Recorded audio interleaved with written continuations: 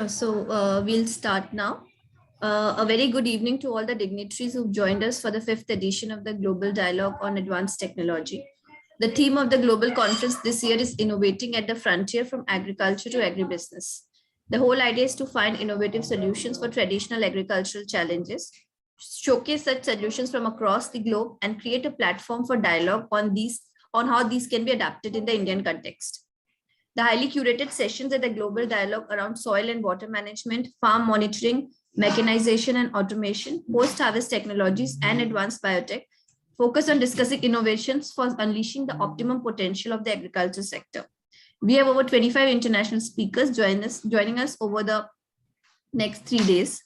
Coming to this panel session on farm monitoring and disease prediction, we have a very interesting lineup of speakers from Germany, Ireland, France, and Canada, discussing the innovations. The idea is to provide knowledge on latest global developments and at the same time open up avenues for partnerships with Indian private sector where we see points of convergence. The panel will be moderated by Mr. Ramesh Ramachandran, member CI National Council on Agriculture, co-chairman CI Western Region Subcommittee on Rural Urban Connect, and senior vice president Mahindra & Mahindra Limited. Mr. Ramachandran has 26 years of experience in innovation, marketing, strategy, and PLN management. He's closely involved in leveraging emerging technologies and developing new business models to increase the prosperity of smallholding farmers. I would now hand over to Mr. Ramachandran to take this session forward. Over to you, sir. Rolly, thank you. Am I audible? Yes, sir. Okay, great. Thank you. Rolly, thanks for the introduction. And thanks for inviting me to chair this very exciting group of panelists. Like you said, it's an extremely international group of panelists, 4 different countries. But the important thing is that all of them live and breathe what we now know as AgTech. And before I introduce the panelists, which I'm really looking forward to, I think it's just worth reflecting, certainly the audience who have been following the news lately in India, it's worth reflecting on the huge interest that we're seeing in India in the AgTech space in the last 12 to 24 months. Some big numbers in terms of investments being put into startups that I'm sure you've read in the business press. It's a great time to be an AgTech startup in India right now. And I'd probably extend that to say a great time to be associated with the Indian AgTech scene in whatever capacity you are, because change is afoot. That's pretty evident. Now, how long the funding euphoria will last, I can't tell. But I'm pretty sure that the shape of agriculture in India, in terms of the things that we spend our day and night on, things like business models, the types of technologies that get deployed, usage of apps among farmers, processes getting digitized within agriculture, the impact on farmers' income, all these things, I have no doubt are set to change forever. We can debate the pace of change, and that might actually be one of the debates that we have. But in terms of the direction, is very clear, like they say, the die is cast. We've gone down that path now. So on that optimistic note, for all the panelists and for me as well, I'd like to introduce this very seasoned panel, all of whom have first-hand experience of building startup companies. So I'm going to start with Simon. From Germany, we have Simon Stray, who is the CEO of Plantix, which is a well-known image recognition app in India and other parts of the world. I, of course, had the pleasure of working with Simon. Simon, good to meet you again, and welcome to the panel. Thank you.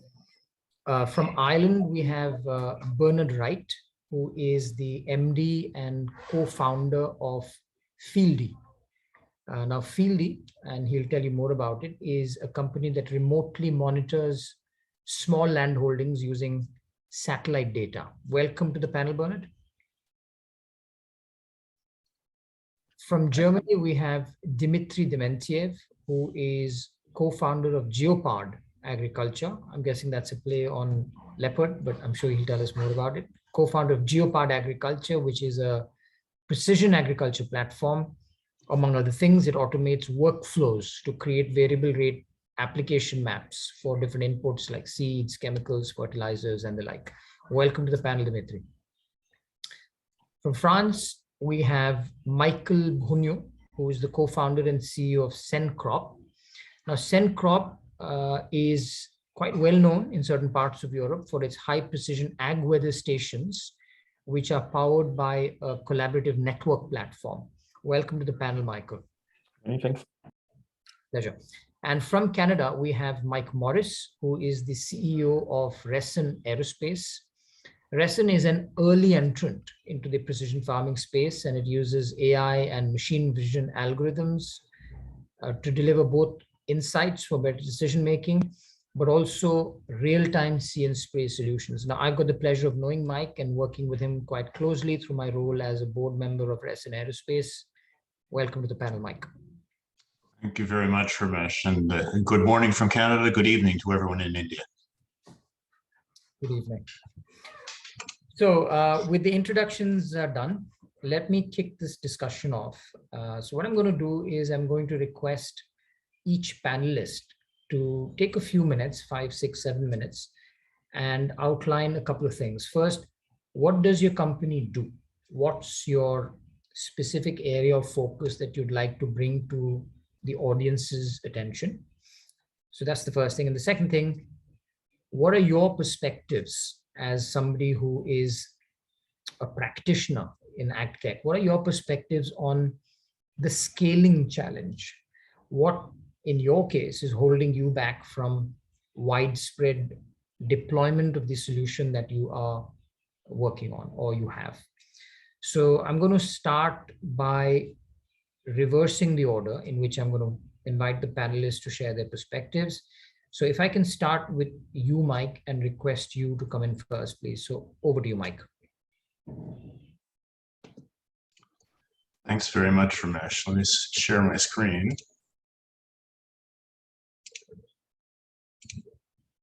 Hopefully everyone sees an introduction to Resin Aerospace. Again, thank you. Well wishes from Canada. I had to change my background to since I got billing as being from Canada. I thought I should show you a Canadian looking image. My background is actually the view of my office window last week. So we're having a very Canadian winter thus far. So, and again, thank you for the opportunity to participate in this panel. I need to move something here. Here we go. So Resin was founded in 2013 by 2 recent graduates from the University of New Brunswick on the east coast of Canada. And very early on, they were involved in using drones to capture images of crops and applying machine vision to infer information from those images. That work captured the interest of McCain Foods, an international leader in the production of frozen French fries. McCain's interest in Resin helped to attract other significant investors, including Mahindra & Mahindra, and Monsanto, the agrochemical company from USA, which is now part of Bayer. Today, our team is 26 experts located in Canada and in India. We've done work in many different crops and are currently focused on potatoes and on grapes. Like others on this panel, Resin provides field and crop metrics. We apply AI and machine learning techniques to derive valuable field and crop intelligence from low-cost satellite imagery and weather data. We've developed algorithms which estimate important metrics such as crop yield, absolute nitrogen presence, evaporative stress, and our special approach is to work with, focus on specific crops and using machine learning techniques to correlate satellite data with photos that we've captured at the ground level. This enables us to provide the best agricultural insights using the lowest cost data sources. And this graph here shows how we combine the results of satellite image analysis with our understanding of how the potato plant grows in order to provide the best input to yield estimation models. We're finding this approach is very valuable to farmers and also to companies that buy crops for processing, such as McCain Foods.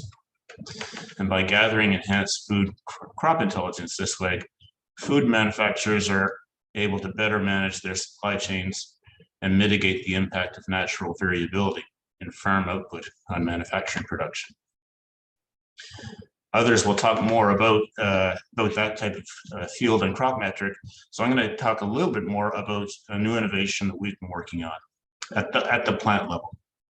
We've developed a set of technologies which allows us to detect the presence of pest and disease on plants using a camera mounted on a moving farm vehicle. Our system uses a high-resolution digital camera, which has the built-in ability to run advanced machine vision algorithms so that it does not require access to cloud processing while working in the field. The image here that you see is of a real potato field in New Brunswick, Canada. And the red dots show the presence of Colorado potato beetle or beetle larvae in that field. And the camera shown in the upper right photo was mounted on the boom of a sprayer vehicle built by Case International Harvester. The detection process ran while the vehicle moved through the field at 10 kilometers an hour. And in this case, we had the spray camera connected to the spray control mechanism to automatically actuate spray nozzles, thereby applying pesticide in a see and spray mode. Our goal here was twofold. Really, we were trying to gather data about the presence of pest and disease in the field for analysis later, while also reducing the amount of chemicals used to protect the crop.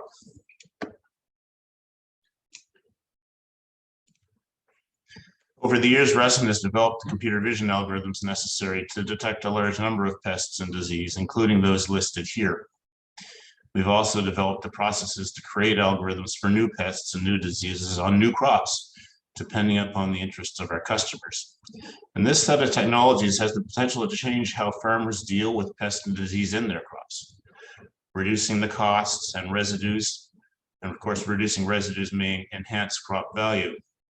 The technology could also open doors to other non-chemical approaches to plant protection.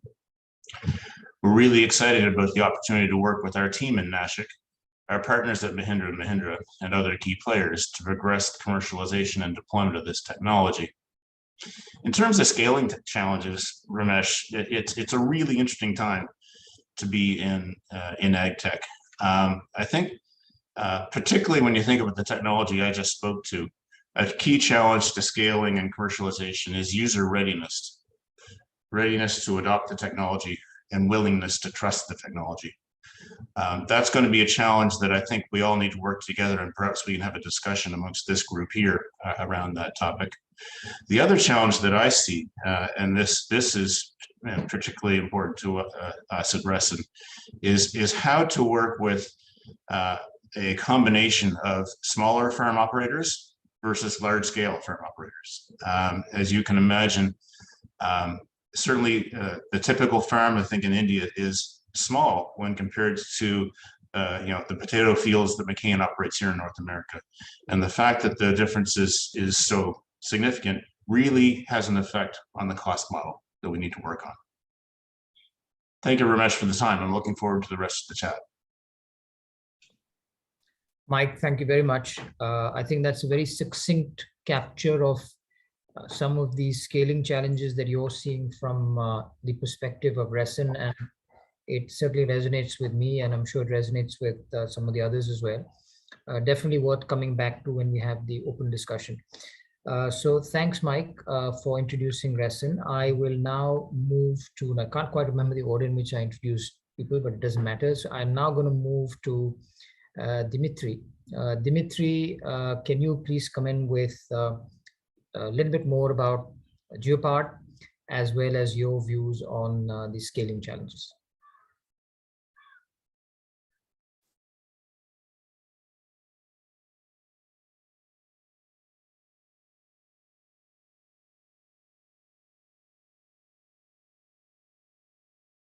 Oh, second, I was muted. Okay, do you see my screen now? Yes, we can see. Okay, great.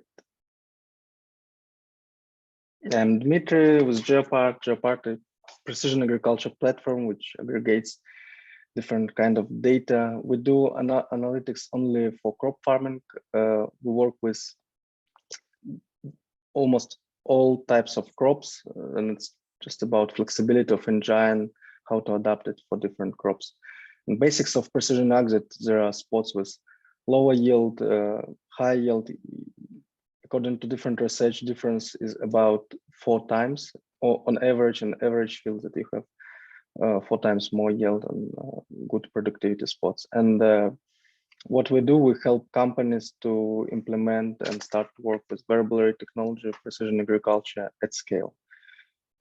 And currently, modern agriculture can provide many different data layers, and sometimes it's tough question to decide how to create optimal maps for fertilizer maps, for wearable area seeding maps, and others. And our approach is quite sophisticated, complex, just because we work in very complex environment and very complex ecosystem. And idea of Geopart that we aggregate all the data, we take machinery data, agrochemical soil analysis, data from soil scanners, satellite historical satellite imagery. We have in the system set 3 years of satellite imagery archive.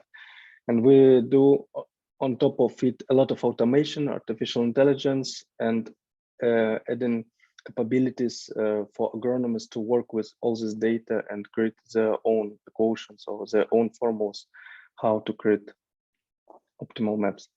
And technically, in details, we work with multispectral data, radar data. Also, next season we will add hyperspectral imagery.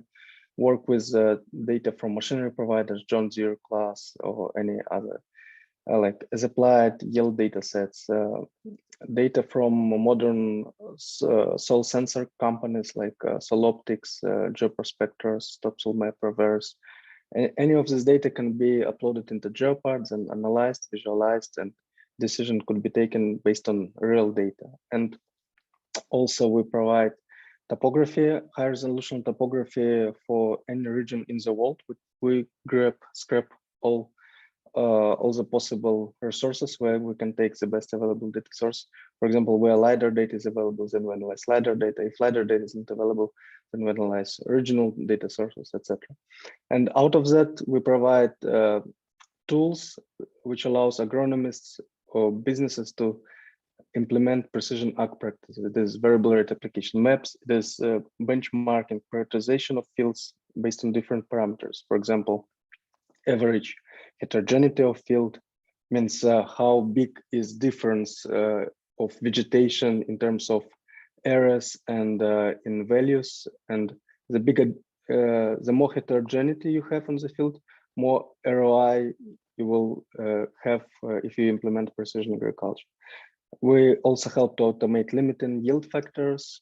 And now few topics are in our R&D related to sustainability. We will provide analytics for carbon marketplaces, and also we run few pilots related to biodiversity topics. In Europe, it's quite important, and governments, they push growers, agribusinesses to plant flowers, trees on their farms, and we help to detect parts within the farms where it makes sense to do that. And also, Geopart is a system that for agribusinesses, we act as a solution in between. We are not final solution, but we provide modules, widgets, and analytics, and help companies to build their own solutions.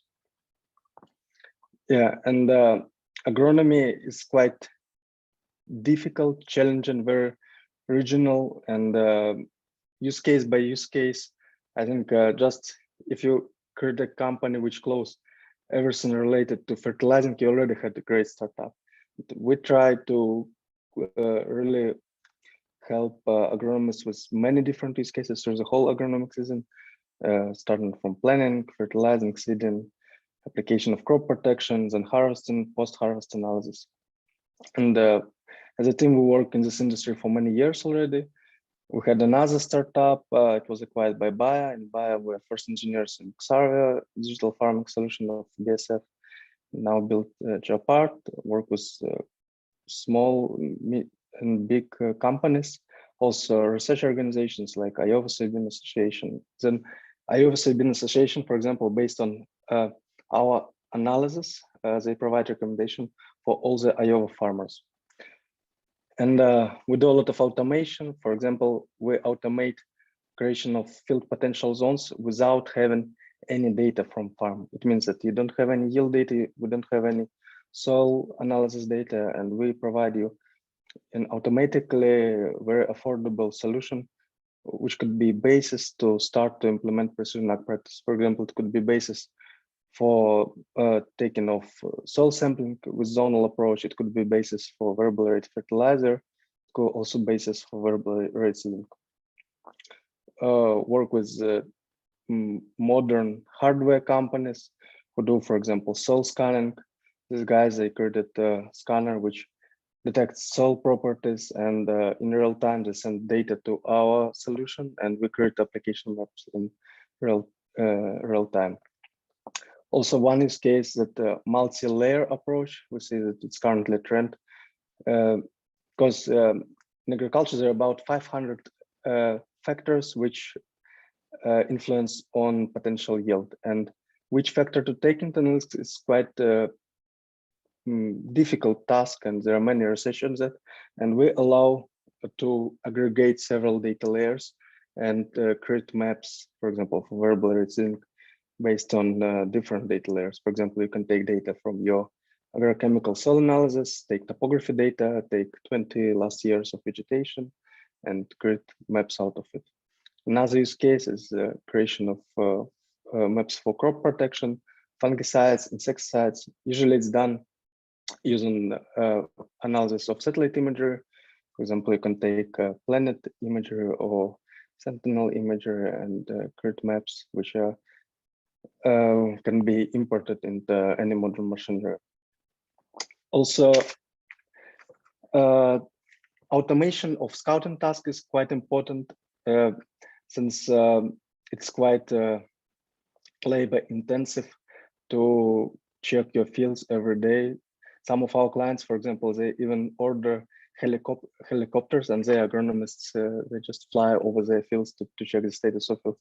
And we help to automate process with some simple rules, simple or custom rules. For example, that job part can create tasks to check spots on the field where you have now low vegetation, but historically you have high vegetation. And set of tools which we provide, it's also for research purposes, helps to understand yield limiting factors, find the intersection between different data layers, and calculate ROI for different agronomic implementations, and if it does make sense or not to implement them. And we create 3D maps also for agronomists to understand really profile of their field, and do also we predict how your yield looks like. We have quite complex mechanism how we do that. It is we call Jeopard field potential maps. It means that without having any yield data, we can create maps using different data layers, which then looks very, very similar to real yield data in terms of spatial distribution of vegetation. And yeah, that's I think I'm out of time a little bit. That's what we do.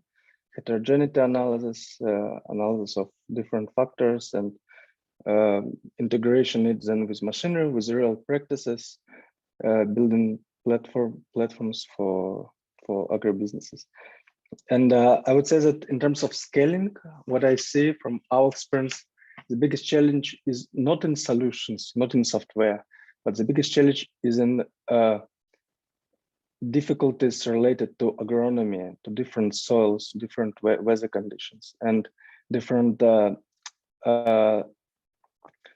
setup and structures of businesses, because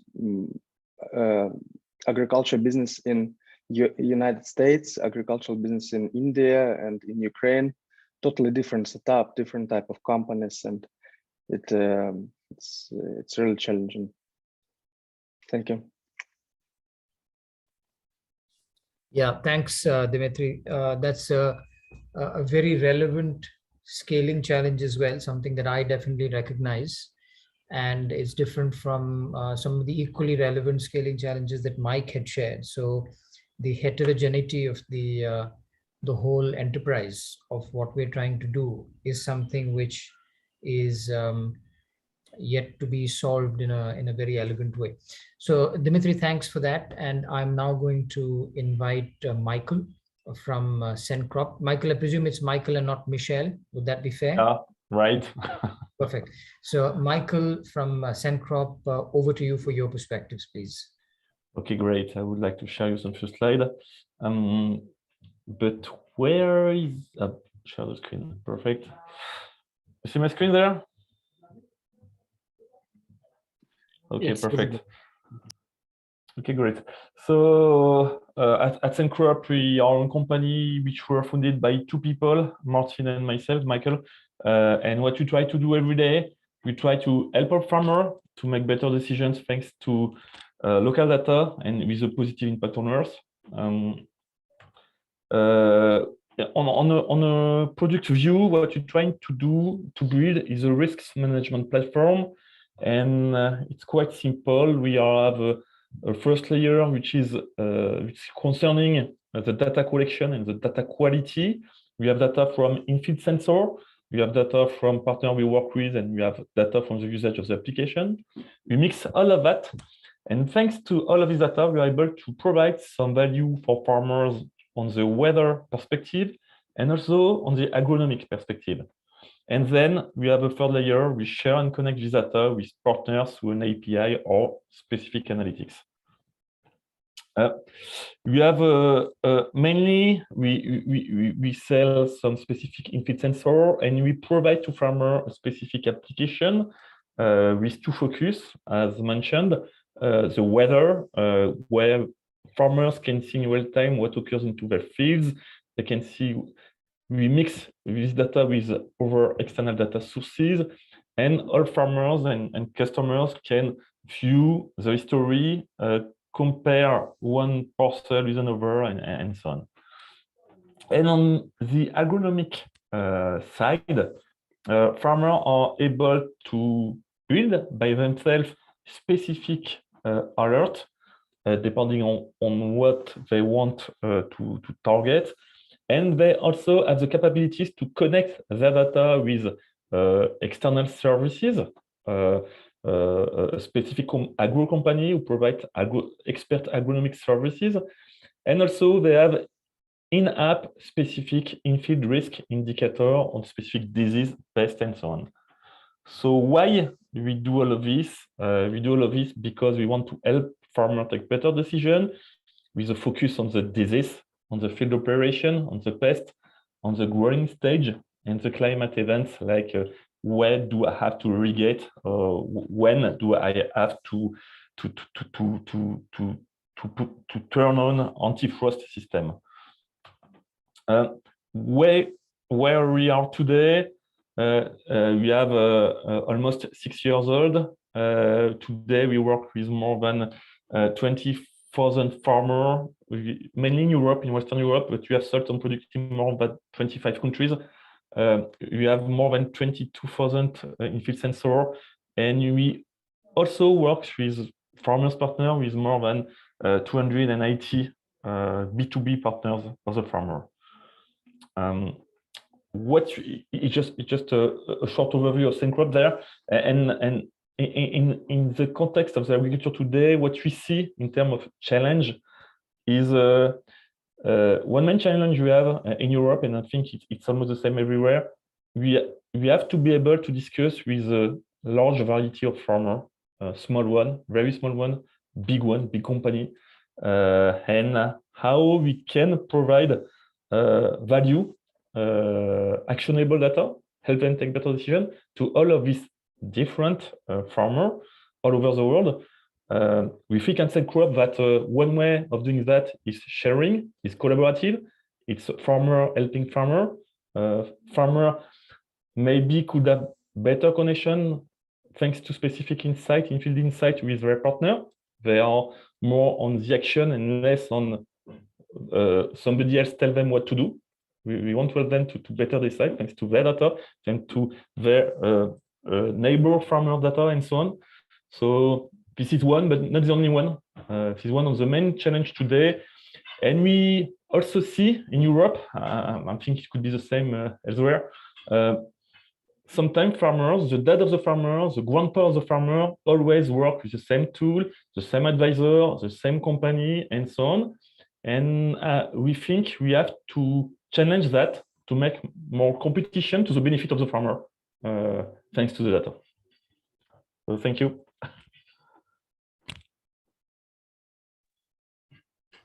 Michael, thank you. Thank you for your introduction to SendCrop, which I'm sure would be of interest to a lot of people looking at it from the Indian context.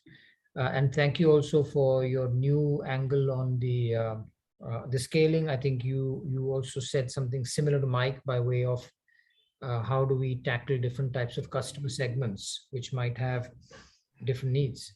But at the same time, it was quite interesting to bring in the element of competition to an area. Certainly, I recognize that in Europe, to an area where there are very well entrenched incumbents who've been doing it for years for that farmer, and there's a deep relationship, which is not based on data. It's just based on a relationship. Yeah, right. And how does data come and get into that cozy relationship? I think that is a question. And to be honest, there is some similarity even in a country like India to that situation. Great. Thank you. Yeah. So Michael, thank you very much. And I will now move to Bernard, who's been waiting patiently. Bernard, can I please invite you with your thoughts? Yeah, great to be here. Thanks for having me. I'm not going to share my screen so you can stare at my lovely face for a few minutes. We're Fieldy, and we focus on smallholder dominated supply chains in emerging markets for the most part. We're very active in Africa and also in India now. When I talk about these agricultural markets, the challenge that we're looking at is that we see them as broken to an extent, because we can quantify what the demand is going to be like, but supply is really hard because these smallholders are dispersed, they're off the networks, and they're hard to communicate with and monitor because of that. So we're filling those data gaps in these agricultural supply chains in two ways. The first way is at field level. We're using satellites and machine learning to quantify what's happening in an individual field. We generate 5 pieces of data per field, which is soil moisture, ground temperature, vegetation health, precipitation and evapotranspiration rates per field per month, for unlimited fields and entirely free. So that's a service that's available anywhere in the world. We're active in about 17 countries with that now. On top of that, we also generate information from that data as well, looking at the patterns over time, identifying when some of these smallholders have plowed their fields, or what type of interventions or water management is practiced at that level. We're also delivering weather data to these actors who are supporting these smallholder farms. Then we can zoom out and look at the larger landscape as well, and we also monitor the larger landscape to quantify things like the acreage of how much of a specific crop is being grown at that location, soon the yield as well for some of those strategic crops that we're looking at the biodiversity in that larger landscape, to quantify that. So these different actors like big agricultural companies, government, UN, NGOs, civil society can understand those patterns and trends. We're an Irish-Ugandan company, and we're active in about 17, 18 different countries now, monitoring a few 100,000 fields every month, and quantifying the acreage of some of these strategic crops like cotton, like cashew, like the grains, soy, barley, maize. They're the sectors that we are looking at. The staples behind what we do are satellite data from European Space Agency primarily, and some of the other, the NASA's and MODIS, but we're also tapping into higher resolution commercial imagery, which is surveying the entire Earth almost every day. And the pricing for which I think is becoming really, making it much more accessible to roll this out at scale. You can monitor the price now for monitoring one field for every day for a year with quite high resolution imagery can get as low as about 30 cents, which is feasible to do then for smallholder level. We're getting a lot of support from the European Space Agency and from Google, and also from Planet Labs, that satellite company I was talking about. So that's what we do. When it comes to the scale, how to scale out these AgTech innovations, I think it's definitely, the tech is there. I think the AI is there. What I think is not there is the business models to make it feasible to roll this out at scale. The traditional models of selling it selling this data as a service, especially to smallholders, is a really tough one. So I think a lot of experimentation and innovation is needed at that level to help us reach the hundreds of millions of smallholders and help them farm better and live better. And I think that's why some of these forums, I think with folks like these here, are really necessary. Thanks. Thanks, Bernard. Yeah, I was waiting for the business model angle as well to surface, and Bernard has mentioned it. So clearly, for everybody in AgTech, not just for startups, the million-dollar question is, the technology is great, the use cases are spot on, but what really is the business model that enables a lot of money to be made anytime soon?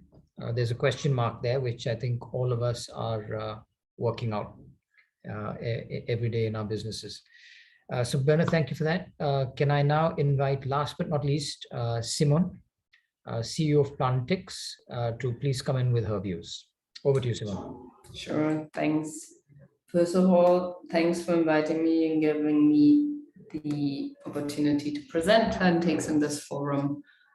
I also share my screen.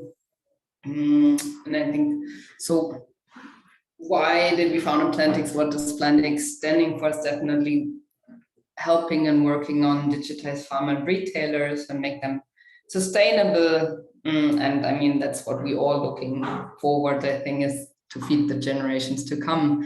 I think the heart of Plantix is, as you already mentioned, our image recognition. The panel is also looking at plant diseases. We deeply believe helping farmers, particularly small-scale farmers, identifying diseases and finding the right remedy to fight these diseases is one of the biggest leverage, since you will all know this figure is 1/3. It's always said of the harvest is lost due to plant diseases and pests. And what we see, our main user group is in India. What we see as a second biggest challenge after identifying plant diseases is then getting the right remedy from the local retailer for these farmers. We see figures that nearly every second remedy a farmer is purchasing at the local retailer is actually a wrong product. What we worked on and what is the heart of our work is our image recognition. So we are next to the farmer when help is needed most. Really, in the emergency, a farmer sees something is wrong with his plants. He just needs to snap an image with his smartphone, and within a few seconds, he has a result from us. So all this is fully automated. We use machine learning to train these algorithms, becoming our digital plant experts. We can say that with the image recognition, we are world leading. We working with more than 60 crops and can identify or training on over 500 different patterns. Companies are using our image recognition in their own applications. And when we talk about digital on scale, or Plantix believe we need to be digital to reach a certain scale, to really reach out to all the 500 million small-scale farmers in the world. What you see on this map, every dark dot is actually where Plantix help to solve a problem for a farmer. So only in 2021, we received more than 10 million different images from farmers all over the world. We focus on India. That's why India is dark green. That's where we do some marketing. That's where most the languages, when we see we translated the app, our Planted Crop Doctor, into 18 different languages. 12 languages are Indian languages. That's where we started to launch Plantex really, and that's where we focus on. We have more than 20 million downloads. Farmer using this on a monthly basis. We come up to 1 million monthly active users. So when you ask yourself, how is it actually working in detail? So the farmer stands in the field, he sees something is wrong with the plant, he takes an image, within seconds he gets the result. Then the second part comes in play where we say like, okay, this is not enough. We want to be really the online or the online doctor for the farmer in this sense. So we also give a remedy, a prescription to the farmer. Since we are not on the ground in every village, we make the retailer our partner on the ground, our feet on the ground. They have their own application, the Plantex Partner app. We connect these two, the farmer with the retailer, making sure the farmer can book the right product at the retailer level, then visits his retailer and can pick up the product directly at the retailer. We know what kind of product the farmer has and can help with the application. And I mean, we talked a lot about data. While these happenings, we can harness data. Everything until here is for free. When it comes to business model, this is intentionally, we keep this part for free, since we believe that's helped us to scale and to create the map you saw before. And in exchange, we get data from our users, so we understand in real time what kind of crops are growing on the ground, how diseases are spreading, what kind of products farmers are needing in which village, in which district, and what retailers are actually selling to the farmers. So having these retailers in our ecosystem and in our network, and talking about monetization, we went deeper into the value chain, saying like, okay, if we want that retailers also have the right products for our farmers in their inventory, in their shops, why not helping them to buy the right products and to purchase these products, as we said, or now we also come into the point where we see our biggest challenges in terms of scaling. The whole supply chain is still quite ancient, particular and traditional. These part of our business is we only operate in India at the moment. So we have our partner app, our Plantex Partner app, which is a genuine e-commerce store where retailers can browse catalog. First time they get transparent pricing, which is not normal on the retailer base, or normally how they purchase the products is calling their distributors, asking for prices, which are not transparent for them. Prices are coupled with credit, which is always involved in this business. So we also back our retailers with an independent credit line. And of course, by knowing what's happening on the farmers end, we can also make our retailers smarter in terms of what they should purchase. That's where we help them to purchase digital. Since summer this year, we also help them, the retailers, to become digital.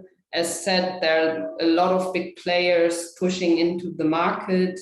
I mean, you all know the names, and all of them mostly try to kick out these small retailers on village level by directly delivering to the farmers, to the doorstep of the farmer. However, we deeply believe having the retailer on our ecosystem is one of our biggest assets. So we really try to help them becoming digital, building up their own digital shops. In the end, we Shopify them, right? So we create the online shops for them.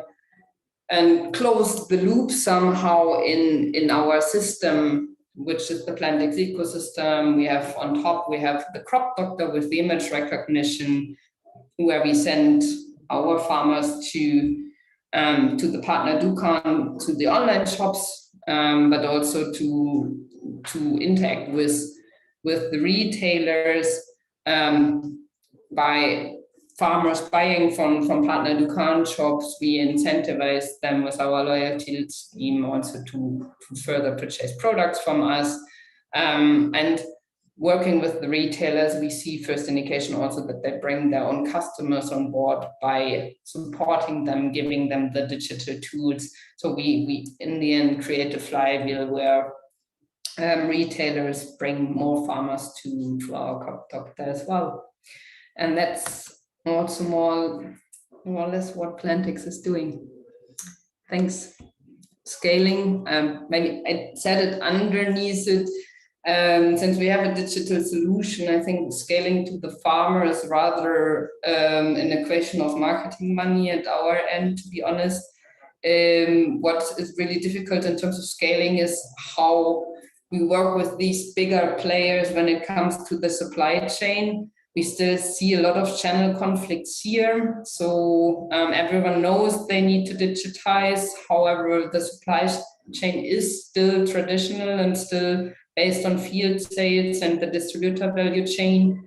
So there are still these problems to really convince the more traditional player in the game to play the digital game. Let's put it gently like this. Yes, thanks a lot. Yeah, thanks, Simone. Yeah, very interesting, because each one of you has brought in, slightly different twist to the scaling challenges. And what I'm hearing from Simone is also the willingness of the traditional intermediaries to play ball when it comes to this whole digitization process. There's a vested interest in the status quo, and partly alluded to, I think, by Michael and Mike as well. So anyway, so I think we're done with this first round as we had planned from all the panelists. So thank you very much for your contributions. There are 2 or 3 things that I think are worth us just spending some time thinking about, and depending on time, we can work through them. Also might be useful to get 5 or 10 minutes in terms of audience questions at the very end, if there are anything worth discussing, but we shall see. So the first question for me is, clearly in this group of people, there is experience of B2B in terms of the businesses you're building and trying to build a business in a B2B banner. And there's also experience of B2C. And what we just heard from Simone is a pretty impressive example of the B2C aspect. And there are variations. I mean, this is not black and white. There are variations, where you're kind of trying to do both things, perhaps. It's a challenge for all startups. It's a challenge for everybody involved in trying to build an AgTech business. So the question I have is, in your view,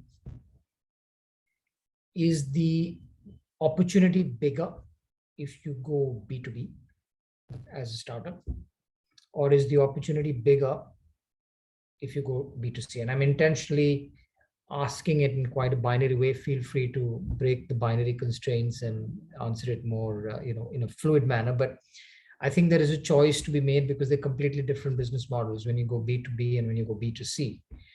And in making that choice, all of you seasoned players as you are will have a view.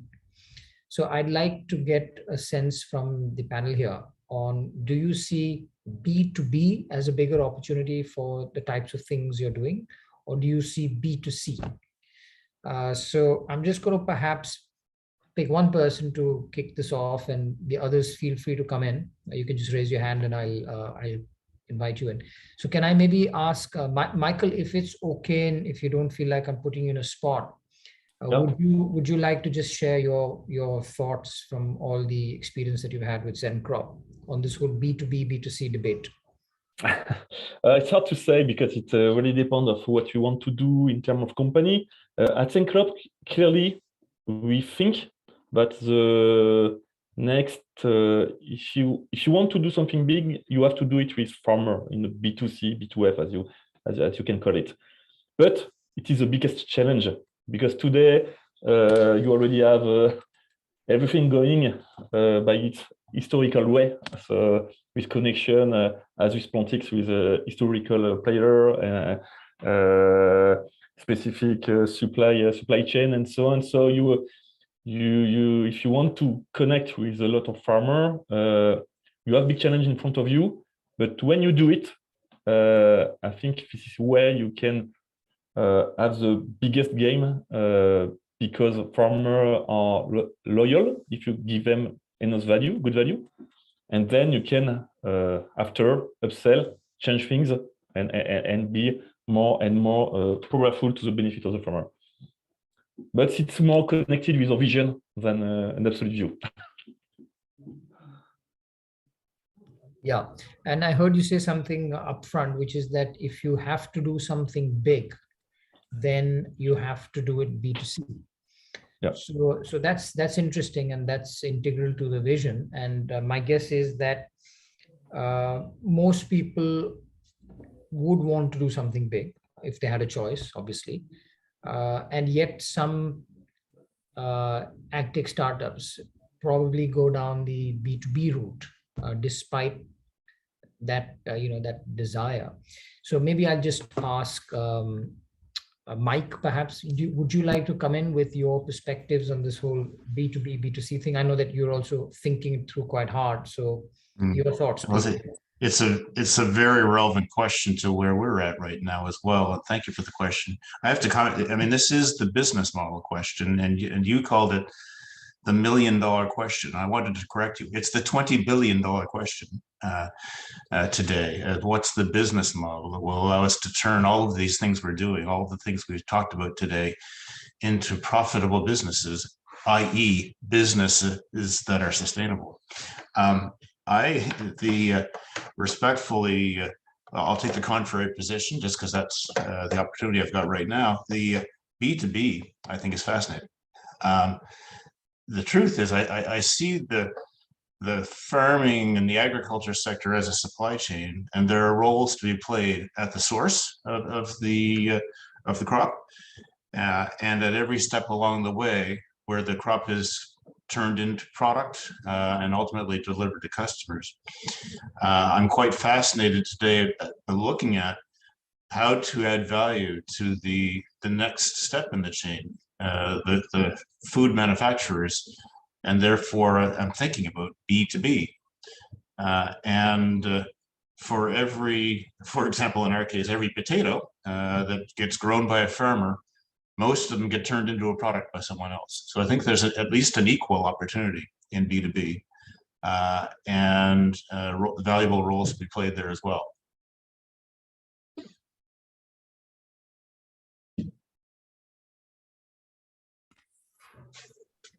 Thanks, Mike. Yeah, sorry, I can hear. I saw Simon just Simon, please, over to you. Yeah, I think it also depends always a little bit. Is the farmer B2B or B2C? I think if we talk farmer in the US and the Europe and also in Ukraine or Russia, we talk B2B, right? If we talk small scale farmer in India, or not all farmers, but I would say 80% of farmers in India are definitely B2C. Also, when we look into African countries, we talk B2C. Question, for example, the retailers we work with, yes, we already call them B2B, but are they really already B2B in this sense? I mean, they are small, like mom and pop shops, 30 square meters big in the beginning of digitization. Sometimes it's also rather feels B2C here. I think the big challenge when we talk B2C is really the monetization. How do you collect and create a business model to monetize all these small units, all these people, particular talking small scale farming. If we do not, or if we are still talking about a lot of credit business, a lot of cash business in the game, or at least this has always been the challenge for us. That's also why we decided to go deeper into the chain, saying like, we somehow monetize that we can create the access to these farmers, that we understand what's happening here, but we will not try to monetize on this end because it will be really cumbersome to do something like this.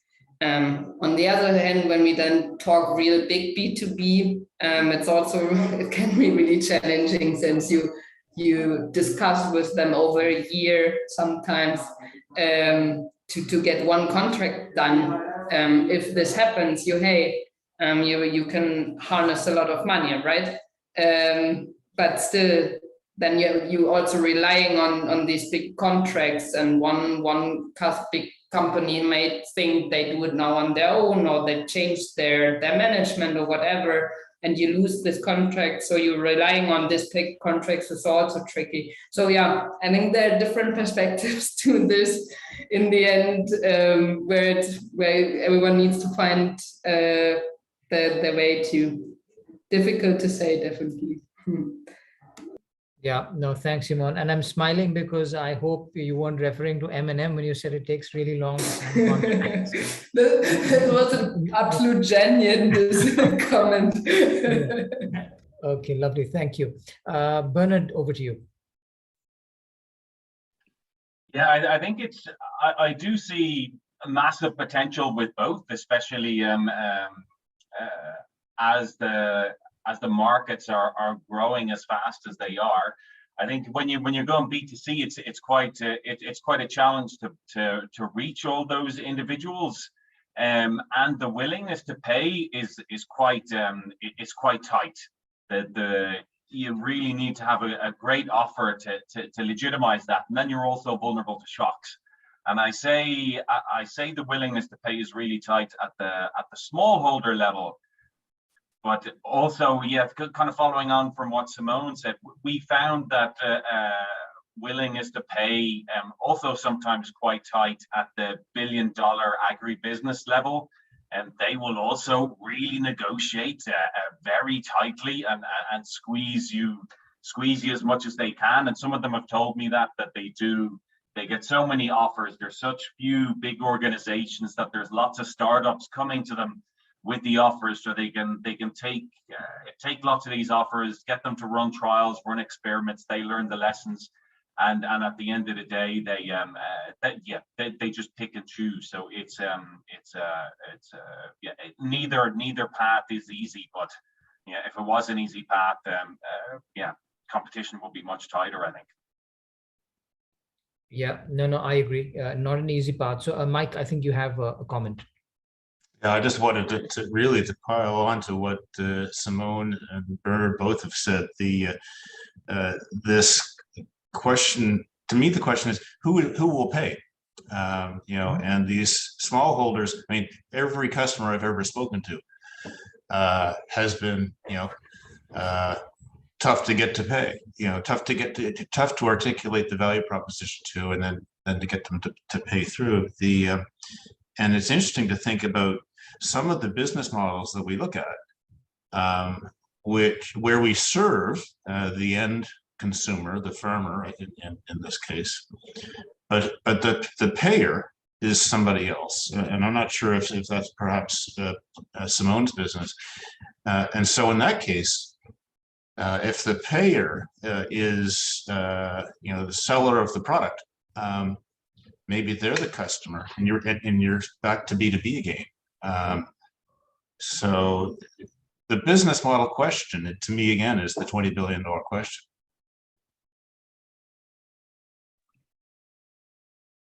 Yeah, I have Dimitri come in as well. Dimitri, over to you, please. Yeah.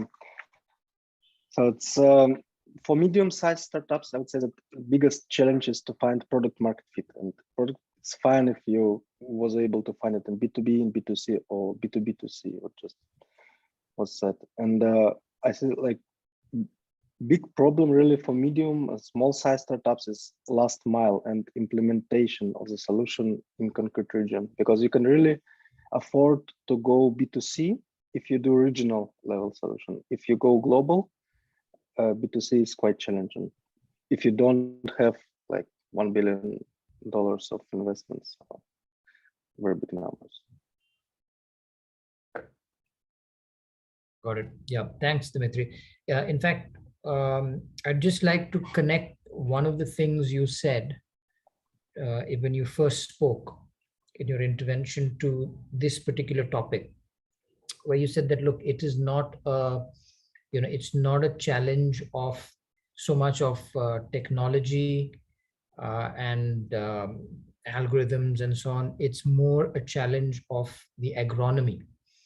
So I just want to sort of move on from the business model question to one more topic, which I think is quite interesting and something we all deal with. And I think the point you were going to make was around just the variety of situations that this industry has to deal with in terms of soil types, weather types, business practices, etc., which means that one size fits all, which we all would love, is difficult. We'd love the digital equivalent of a factory which is just churning out the same thing in the millions because it drives efficiencies for the delivery of the solution. And that's not the case in many of the things we're working on. There is a lot of bespoke work to be done, a lot of customization. That's one angle. But of course, the other angle, which I want to just get your views on, is that because of that, it takes time to develop. So what happens is that if it needs to work on the farm, then you got to work across 1, 2, 3, how many ever crop seasons. You've got to work with the cycles of nature, and you sort of do one thing at a time, one use case at a time. So you're like, okay, fine, one disease, right? Let me master this, and it takes you 18 months. So if you want to master in 3 years 100 diseases for 10 crops, how would one do that? So the question for all of us is, how might you create these products, the product development process? How might one make that much faster? So I don't know whether that's one of the questions that you think about, but I'd love to get this experienced panel's views on this. Anybody wants to jump in? Dimitri, over to you. Yeah, I can continue since I'm a very technical guy. My first education is software engineering. Built a few big platforms. I would say that we can stay on shoulders of giants, and it is a great time to build new software because all of us can use AWS, Microsoft, Google technologies, and they all now also try to create services. You covered this announcements of Bayer plus Microsoft, and they all try to do something together. And I believe that in a few years it will be possible just to create you just create a puzzle out of many pieces and build your own. Will be able to build your own startup in few months. I think it will be easier in future. But currently, yeah, unfortunately, it's not that easy, not that straightforward. You should spend some time. Related regarding to testing of data, what we personally do, that we try to do as much retrospective analysis as possible. But a company that want to implement some solutions, they need to have some data.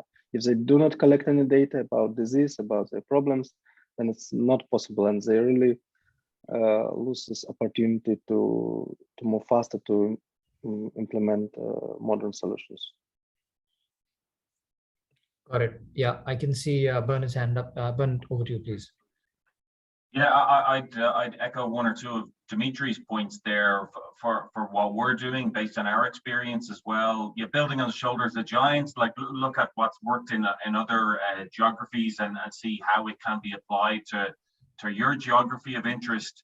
and look back in time if you can. If you can't find some of that historical data, yeah, that's also quite useful.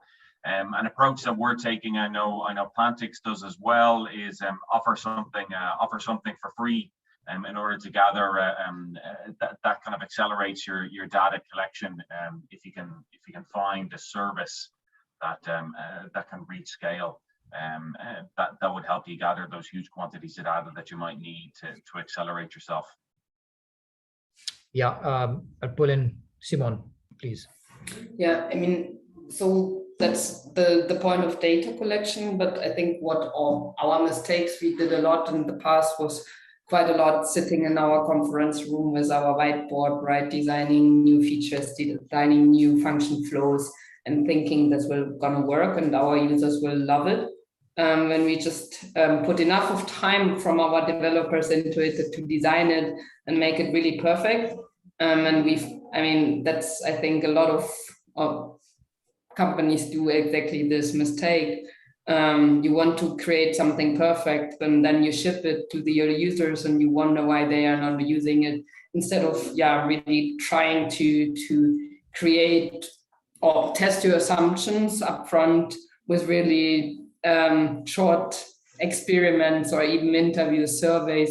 I mean, we have the luck to ship surveys to quite a lot of users upfront to try to test our assumptions. It's rather than on the team side where we need to establish these this thinking that it is okay to do dirty experiments which are just hacked somehow into the system to get first insights and learn from them before we really invest too much development time or other human resources into developing a product.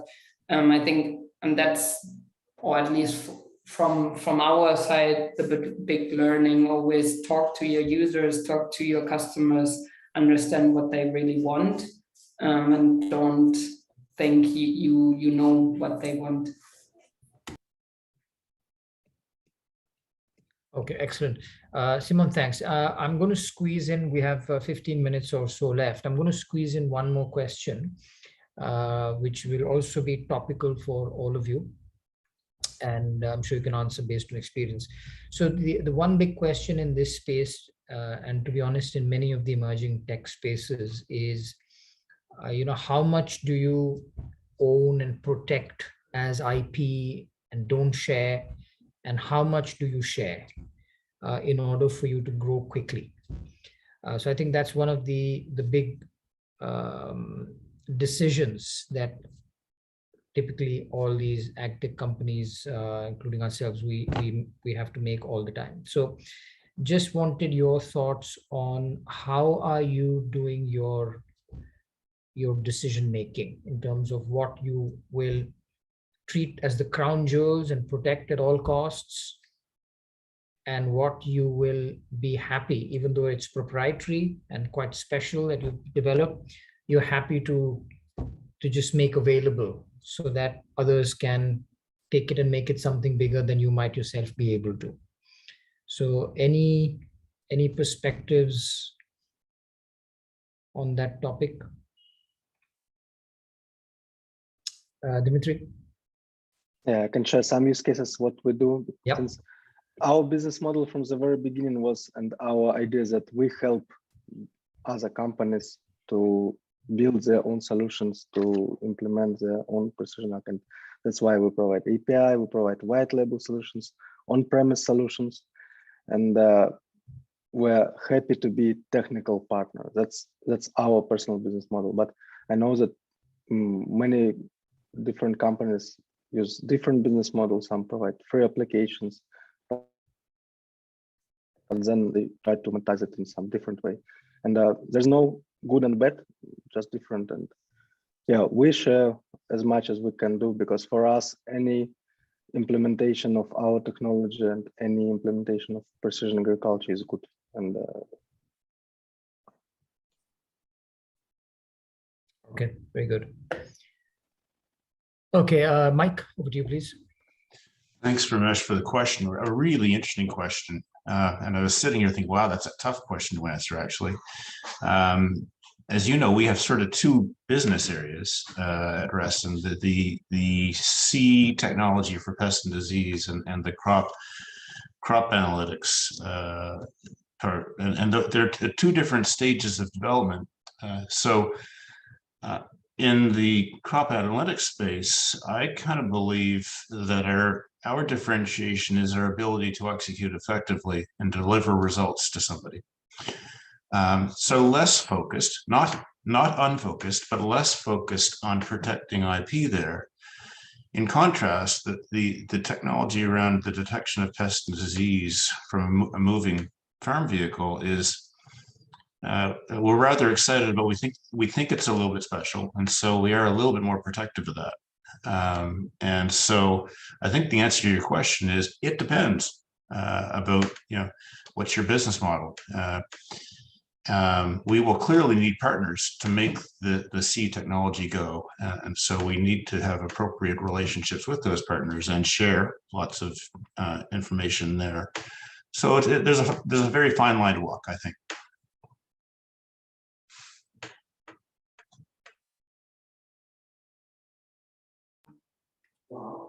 Yeah, Simon, over to you. Yeah, thanks. I think there are also different perspectives in terms of sharing between startups or sharing between bigger corporations, sharing among governments and research organizations. So from our side, I think we are always willing to share data and stuff when we see that we can generate a long-lasting relationship out of it, and when we see that both parties get value out of it, right? So in the end, if you, share with a startup, it means both can increase their turnovers, their GMV, maybe by partnering together. Or one other point would be maybe customer access. So increasing the reach of your own product by partnering. But it's, I think, particular among startups, really difficult because you're so limited in your time in terms of on what are you focusing or you need to focus on to really build this relationship that at least from our side, it never really worked out to find or create a good partnership among startups, which is a pity because everyone is trying to work on these in this ecosystem, agriculture ecosystem, and particularly the startups are still small fish in the game, right? Sorry to go again against the big corporates here, but they have the big market at the moment, the big market share, and then somehow startups having the small market share, not teaming up in terms of there's enough space for them to survive in the market, and it will not be the one or the others in the beginning. So I think they could be much more powerful in driving digitization, also much more intense if they would work together in this sense. But it's really hard and difficult, I have to say. Yeah, I think those words will resonate definitely in this community for sure. Well, Simon, thanks for your response. We have a few minutes left, and to be fair to the audience, I'm just going to pick up a couple of questions, which are very specifically directed at certain panelists, mostly to understand their businesses better. So I'm just going to start with Simon. There's a question for Simon. Is Plantix looking into ways to prevent incidence of pest attack based on certain symptoms before the disease is in? Yeah, so let's put it like this. Based on the image snapped by a farmer, we can't predict something up front. We are just using normal smartphone cameras, right? So there's no infrared or whatever. Do we try to promote preventive measures? Yes, we do. However, this is much harder among small-scale farmers, where we see also when we talk to our retailers, when does a farmer come, do they do preventive spraying? 80% of them don't. since they only want to spend money when there's really a problem occurring on the field. So, however, we have a lot of preventive measures, try to work with IPM measurements, and try to push our users here through controlling, monitoring, and then identifying the problem as soon as possible, or even preventing through certain measurements. But solely through the image recognition, no, we can't identify the problems before they really are. It's the same thing. We can identify what we can see with our own eyes. That's the pattern we train on. Okay, perfect. I think that's very clear. So hopefully, whoever asked that question has got the answer they wanted to hear. Okay, the next question is it's a related topic since we are on imagery. It's actually for Ressen. So for Mike, can we use multispectral drone data to create see and spray solutions?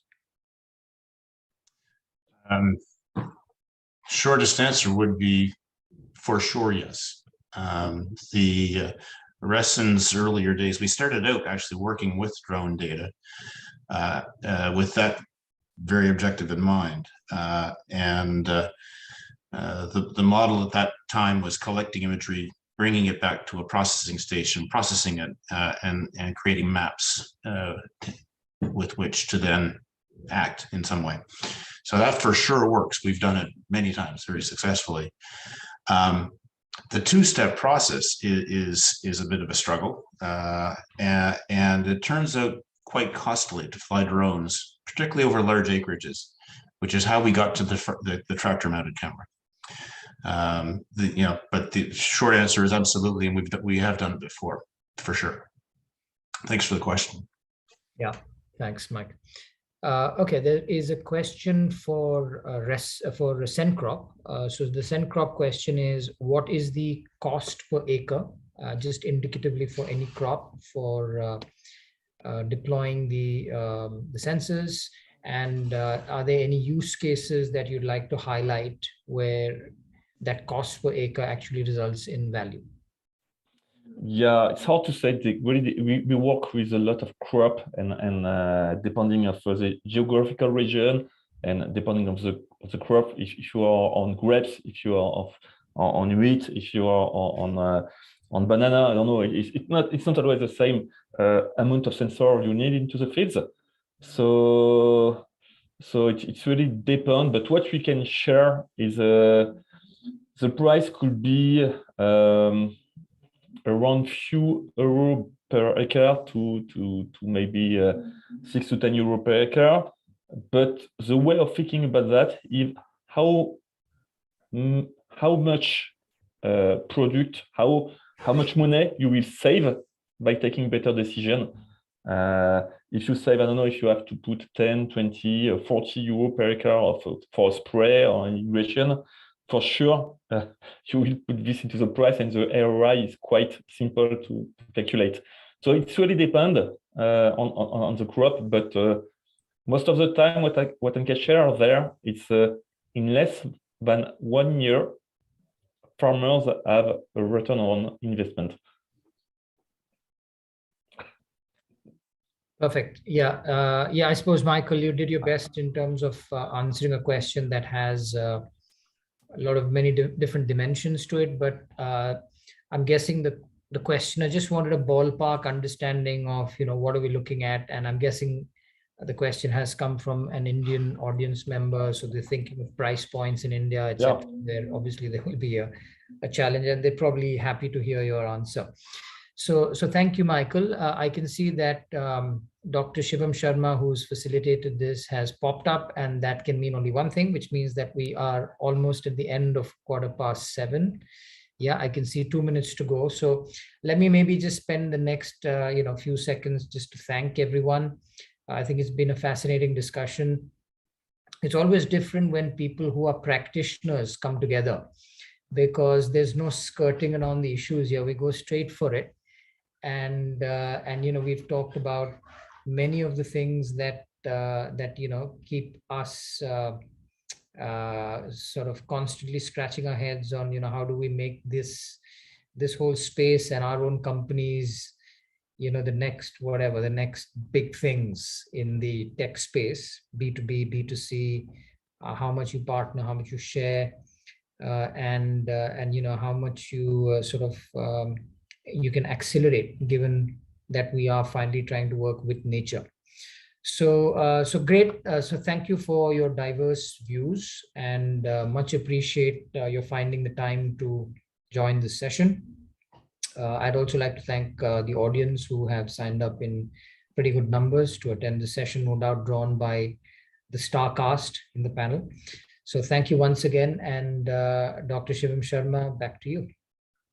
Thank you. Thank you so much, sir, for a wonderful moderation of a great session and a great audience with good questions. Sorry, we cannot take up every question because of time constraints. We are about to start our inaugural session at 7:30 now with all the ministers and senior delegations from Indian government. And I would also like to thank our principal partners, ITC, PI Industries, New Holland Tractors, our principal co-partners like Corteva AgriScience, Tata Rallis, ADM, and Smart Agrochem, and also associate partner as Netafim. Thank you so much, each and everyone, for joining across all the time zones, and sincere thanks to Ramesh sir for greatly moderating in such a great way. Thank you so much once again, and a final namaste from India. Thank you. Namaste. Thank you, everyone. Thanks. Bye-bye. Thank you, everybody. Thank you. Thank you, everybody. Bye. Bye-bye.